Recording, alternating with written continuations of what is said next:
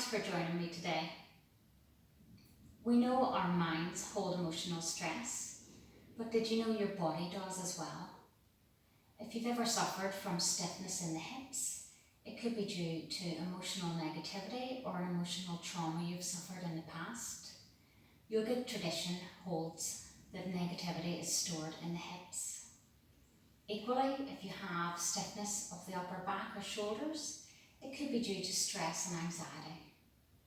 So today's practice is based around releasing stress, anxiety and emotional negativity. To get started, all you need is a belt or a yoga strap. I'm using the belt of a dressing gown. You can also use a towel. So let's begin in supine. So coming onto your back on the mat, stretch the toes out and extend through the arms for a full body stretch.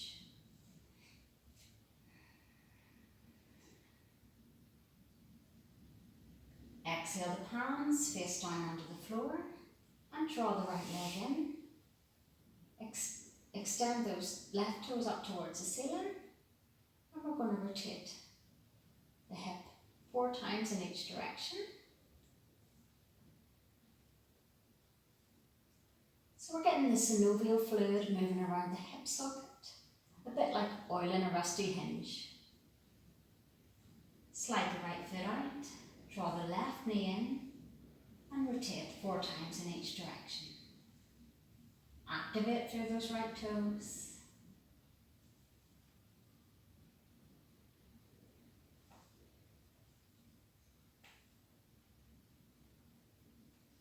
Slide the left leg out and take your belt.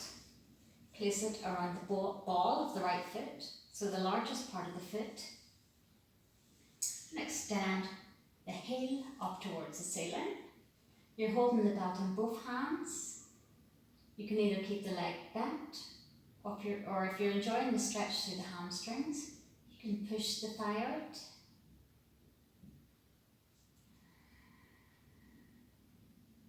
Take the belt in the right hand now.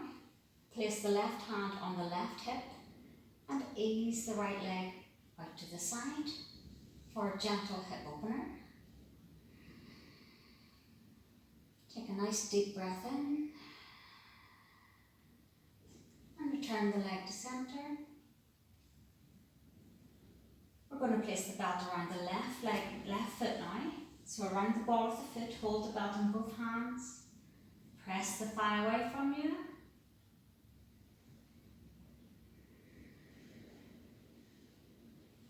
Take the belt in your left hand only now and ease the foot out to the left hand side.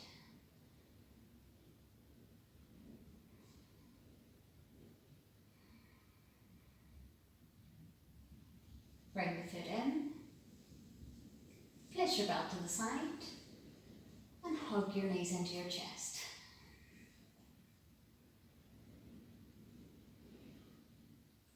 Take the right arm up and overhead, roll onto the right hand side and press into seated position. We're going to do Pigeon Pose now, which is great for sciatica. It's also a lovely hip flexor, so the hands are shoulder width apart. You're going to draw the left knee forward and slide it along the right leg. Extend the right leg out behind and root down into the top of that right foot. Just check, make sure the foot's straight. Press into the palms and open up through the heart centre. You can inch the foot out to the side. You can also come onto the elbows, release the head down and breathe.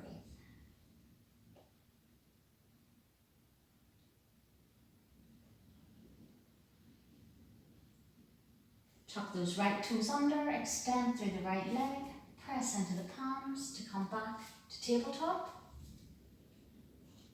Slide the right knee forward and down alongside the left leg. Extend the left leg out behind. Press into the top of that left foot. Open up through the heart centre. And release it down onto the elbows. Allow the head to relax and take a few deep breaths. Pigeon Pose is said to release fear and anxiety, which creates stiffness in the hips. Tuck those left toes under, press into them. Bring yourself back up into tabletop. So the hands are shoulder width apart, the knees are hip width apart, and the tops of the feet are pressing into the mat. The tailbone's in line with the crown of the head. We're going to tuck the toes under in preparation for Adho Mukha Svanasana, or dog head down. So as we lift the pelvis towards the ceiling, just watch those little lines disappear on the top of the wrists. So deep breath in and exhale.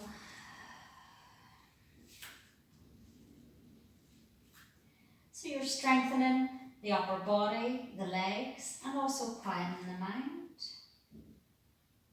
Take the dog for a little walk now by bending both knees, moving the hips.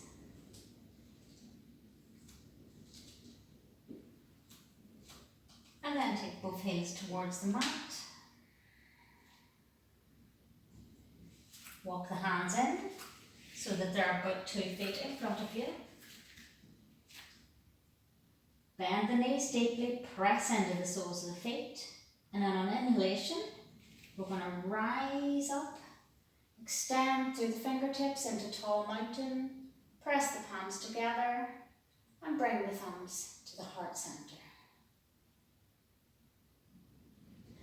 Root down through all 4 corners of the feet, draw up through those quadriceps, tuck the pelvis under, lengthen through the back, the neck, the crown of the head, draw the shoulder blades back and extend the hands towards the floor. From Tadasana, we're going to come in to Vrksasana, or tree pose. So bring all the weight onto your left foot and take the hands to the hips. If you find it hard to balance, you can hold onto a wall. And if you have high blood pressure, make sure you don't raise the arms above the head. So we've got 3 options here. We can either take the foot to the ankle, the calf, or the inner thigh, but just don't press it into the knee. So root down through all 4 corners of that left foot, come onto the toes of the right foot. Find a nice drishti with the eyes. So a spot about 4 feet in front of you. Take a hold of the right ankle and press it into the inner thigh. Draw up through that supporting leg.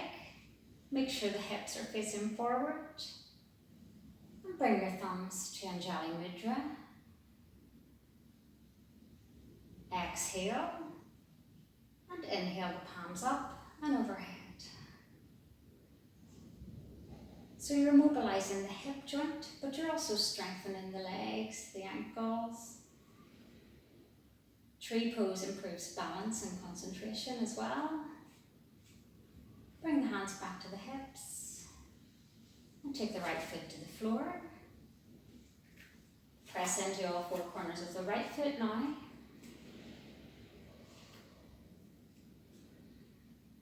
Take the left ankle in the left hand. Take it to the inner thigh.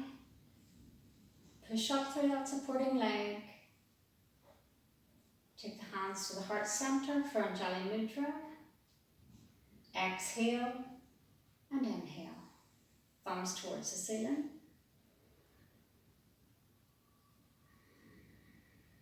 Drishti with the eyes. Bring the hands back to the hips. And take the left leg to the floor.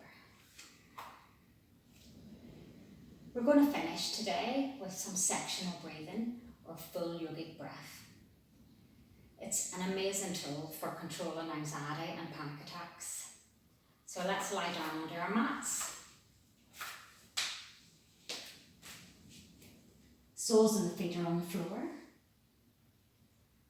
Extend through the tailbone and take the shoulders towards the floor. Your knees can be hip width apart or they can be resting together. Take your hands and place them on your belly. And let's begin by breathing into the lower chamber of the lungs. So inhale, allow the tummy to rise up. And exhale, let the tummy relax. This time, inhale, exaggerate the movement so the tummy rises up a little more. And exhale, navel to spine. Cup the hands on the ribs now, the fingertips touch. We're going to activate the middle chamber of the lungs. Give emphasis to the movement by drawing the fingertips apart on the inhale. Inhaling, ribs expand, and exhale, allow the fingertips to come back together. Inhale, ribs expand. Exhale, they narrow. Slide the hands to the collarbones now. Focus and direct the breath to this area. So we're activating the upper chamber of the lungs. There's very little movement here, but there should be some. So inhaling into the collarbones. And exhale. Inhale into the collarbones. And exhale. Bring the hands by your sides now. We're going to activate all three chambers of the lungs. So let's take a deep breath into the belly, the ribs, the collarbones. And exhale completely. One more deep breath into the belly, the ribs, the collarbones, and exhaling, push all the air out.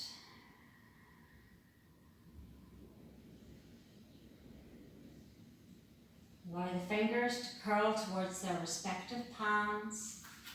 Take the feet out. Allow the feet to fall to the sides. And completely relax now. Take a few moments to observe the breath.